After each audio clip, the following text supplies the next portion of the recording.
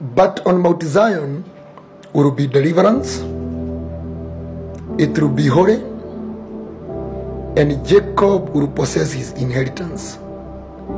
Jacob will be a fire, and Joseph a flame. Esau will be stubble, and they will set him on fire. They will set Esau on fire and destroy him. There will be no survivors from Esau. The Lord has spoken. Obadiah 1 verse 17 and 18. Activating the fire of God. Look at this. The man of God is saying the need for having a fire. And the need for having a fire is to set Esau on fire and destroy him, that there will be no survivors from Esau. We need to get the context. Esau there is a representation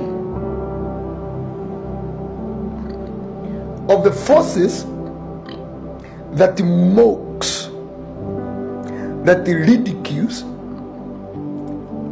and that makes our lives become like just a mockery. Remember the issue of Jacob and Esau. When you're under forces of Esau, you live with a force that is ever seeking vengeance on you. But the Lord is saying through Obadiah, Jacob, you will become a fire, and Joseph, you will be a flame. So a flame of fire. For what? To set ablaze every stumble in your life. We decree and we declare in the mighty name of Jesus Christ, every stumble,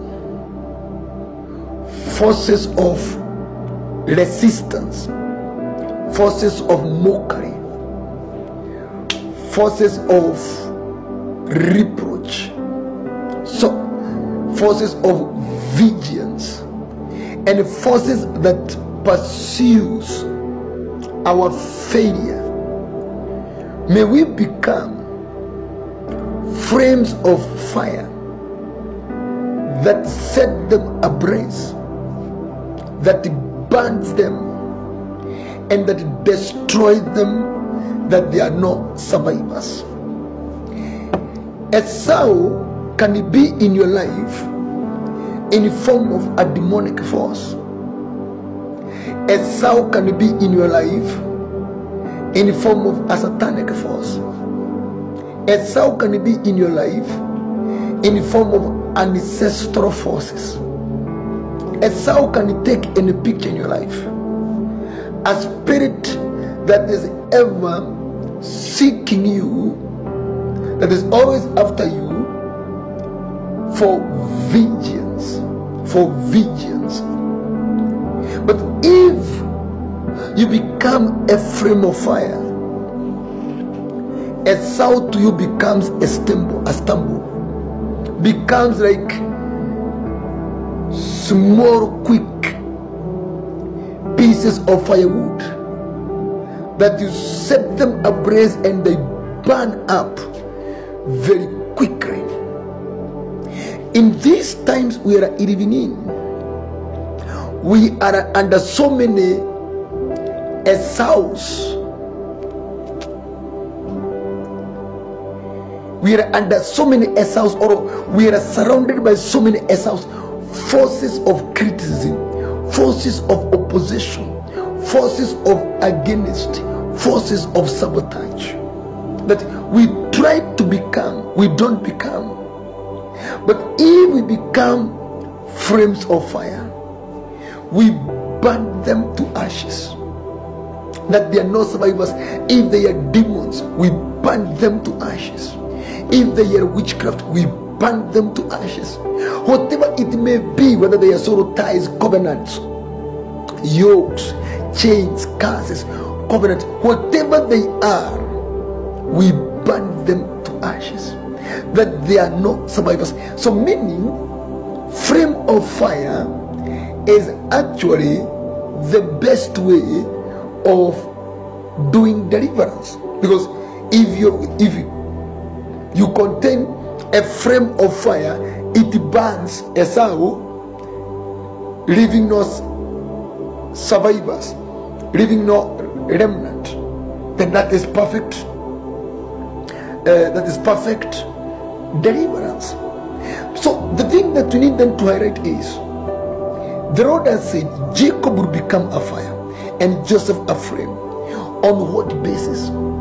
Because that's the most important thing of everything else. On what basis, as an individual, do you become a flame of fire? And you can highlight number one from that Obadiah. He has said Jacob will become a fire and Joseph will be a flame. On what basis? It is written in verse 17. But on Mount Zion will be deliverance, it will be holy. And Jacob will possess his inheritance, because he will be a flame of fire on Mount Zion. So, from that one, the point we are picking tonight is a principle of becoming a flame of fire that brings holy deliverance over Esau, and the flame of fire that enables acquiring of inheritance, that enables possession of inheritance. You must be on Mount Zion. On Mount Zion, there will be deliverance that will be very holy deliverance. So that is where Jacob will become fire. Jacob and Joseph will become fire while on Mount Zion. And I've kept on repeating again and again. Mount Zion means the presence of the Lord, an atmosphere in which God operates as God in full authority. Mount Zion means the altar of God, the official possession or the official legal ground for God, from where He operates on someone authoritatively and legally binding, with no interference of external aggressions. So we are going to become flames of fire if we are operating from Mount Zion, if we are operating from the holy altar of God. And that is the reason why you're noticing there are some things we are pursuing in life, but you're not able to get them, like acquiring inheritance, who possess the inheritance. And number two, deliverance. You are always seeking deliverance. Those two things, you are able to partake in them when you are a flame of fire. At what point do you become a flame of fire? You become a flame of fire when you are on Mount Zion. And Mount Zion, we have defined it for this purpose as the altar of the living God, the cross.